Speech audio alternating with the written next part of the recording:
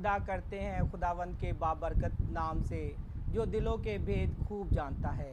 देखने वाले घरानों को मैं दिल की गहराइयों से खुश आमदीद कहते हुए अपने घराने का तारुफ करवाता चलूँ। ये भाई बूटा हैं और उनके साथ उनकी मिसिज़ नसरीन बूटा मौजूद हैं। हम आपको अपने प्रोग्राम मैं और मेरे घराने में खुश आमदीद कहते हैं। तो जी भाई बूटा, आप हमारे घराने के लिए कौन सी गवाही अपनी ज़िंदगी में रखते हैं जिसको देखकर हम लोग आपसे और खुदावंद से बरकत हासिल करें? Thank you sir. सबसे पहले खुदा के कलाम के अंदर ये बात लिखी है कि खुदावंद में मसरूर है तो वो तेरी दिल की मुरादों को पूरा करेगा। मेरी तरफ से, मेरे ख़ानदान की तरफ से जान टीवी और जान टीवी के फाउंडर सर जान इकबाल और तमाम जान टीवी देखने वालों को सलाम पहुँचे।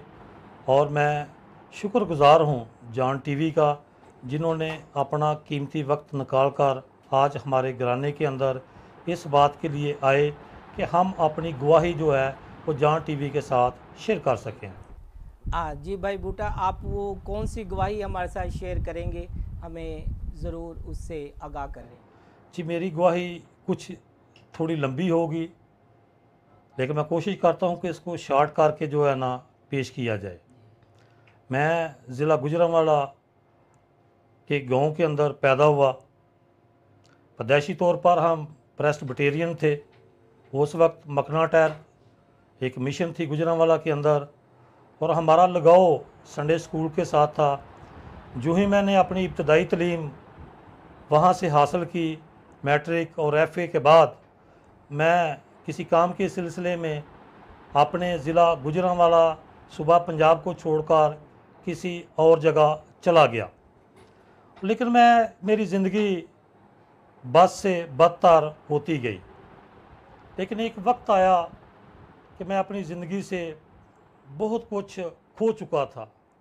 सबसे बढ़कर मैं मसीही ख़ानदान के अंदर पैदा तो ज़रूर हुआ, लेकिन मेरे अंदर वो मसीहत वाली कोई एक बात भी ना थी।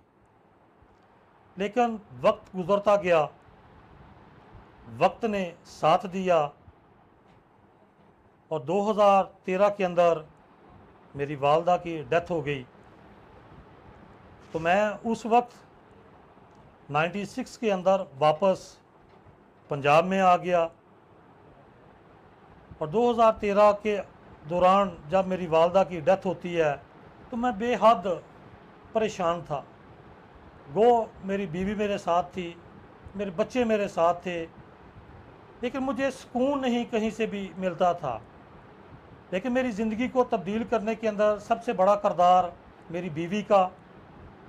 मेरी बीवी ने मेरे लिए बेहद दुआएं की, हत्ता कि यहाँ तक कि उनका मुख्तलिफ़ खादमीन के साथ राब्ता था, और वो अक्सर ये कहती थी कि मेरे शोहर के लिए दुआ करें ताकि उनकी ज़िंदगी जो है वो तब्दील था। लेकिन फिर हम दोनों मियाँ बीवी ने एक फ़ैसला किया कि नहीं, आज जो है, आज कहीं ना कहीं जो है वो सेमिनरी की तरफ हमें जाना चाहिए।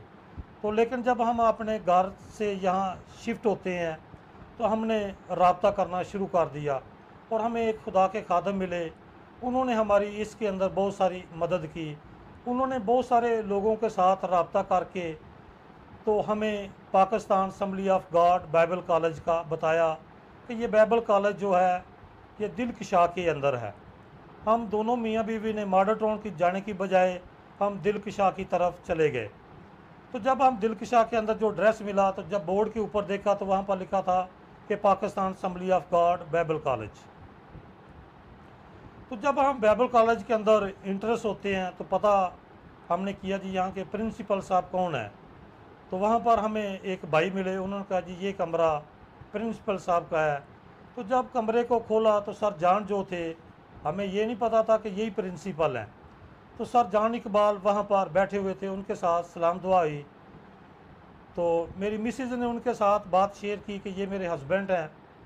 मैं तो प्योर पेंटिकास्टल हूँ, मेरे मामू जो थे वो भी पेंटिकास्टल थे।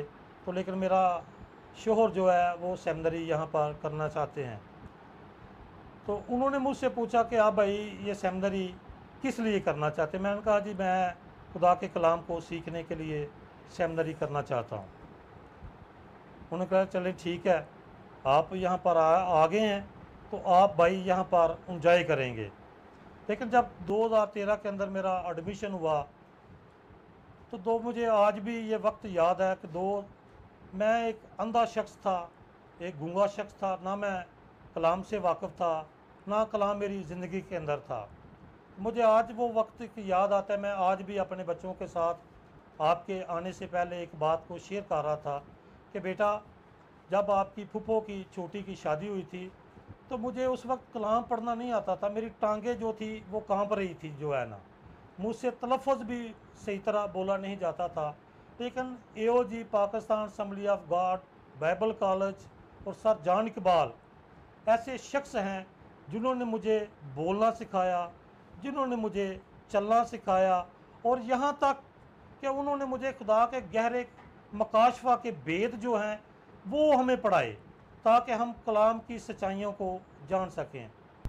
हमने इससे सीखा कि अगर आप सच्चे दिल से खुदा के कलाम को सीखने के लिए निकलें तो खुदा रास्ते खोलता है और वो अपने बंदे भी मुहैया करता है।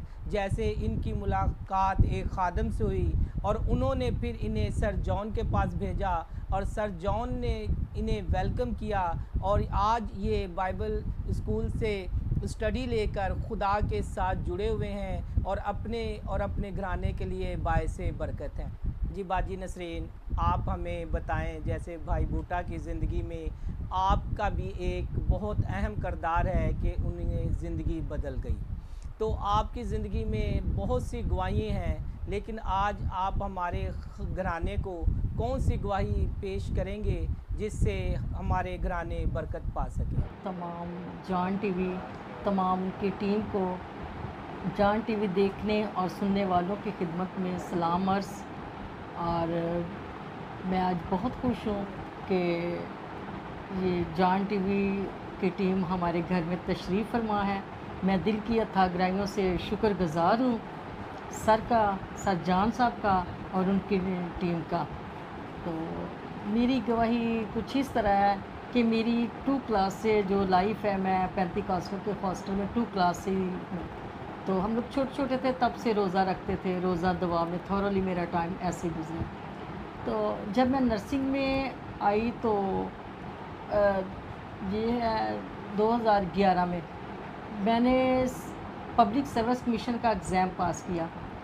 उस वक़्त मैं पंजाब इंस्टीट्यूट ऑफ कार्डियोलॉजी में एज आ स्टाफ नर्स थी। जब एग्ज़ाम पास किया तो मैं हेड नर्स 16 से 17 में चली गई। वहाँ के लोगों ने, जो हेड नर्स, सिस्टर्स, तमाम सीनियर्स मुझे बेहद चाहते थे और बहुत प्यार करते थे। हत्ता कि उन्होंने सेक्रेटरीट में भी लिख के भेज दिया कि हमें यही चाहिए, इससे ट्रांसफ़र ना किया जाए, और इस कदर मोहब्बत करते थे। लेकिन आप जानते हैं कि हमारे साथ जो एज आ मिनॉरिटी क्या होता है, मुझे नहीं पता। तो 2 दफ़ा मेरी सीनियर्स ने मुझे इनवाइट किया और मुझे खाने में कुछ दिया। दोनों दफ़ा डिफरेंट चीज़ें मुझे खाने में दी, कुछ मिला के। तो इसके बाद मेरा ऐसे हुआ कि दर्द शुरू हो गया, लोअर एब्डोमेन में पेन शुरू हो गया, और इस कदर पेन शुरू होता था, रात को 9 से 11 बजे पेन शुरू होता था और मैं चीखती होती थी। उस वक़्त वो औरत काला इल्म कर रही होती थी, पढ़ाई कर रही होती थी, और मैं चीखती होती थी, मैं टकरे मार रही होती थी। मेरी आवाज़ें 2-3 घर सुनते होते थे, मेरे बच्चे रोते होते थे मुझे देख के, मेरे हस्बैंड परेशान होते थे। तो हम लोग, लेकिन मैं उन दिनों में अय्यूब पढ़ रही थी दवा। उसके बाद 11 बजे के बाद मुझे सुकून आ जाता था, और दिन को हमारा ऐसा होता था कि हम डॉक्टरों के पास होते थे, और शाम के टाइम फिर उसके बाद पास्टरों के मुख्तलिफ़ चर्चेज़ में दुआ के लिए जाते थे। रातों को मैं ख़ुद दुआ करती थी, लेकिन कोई समझ नहीं आ रही थी।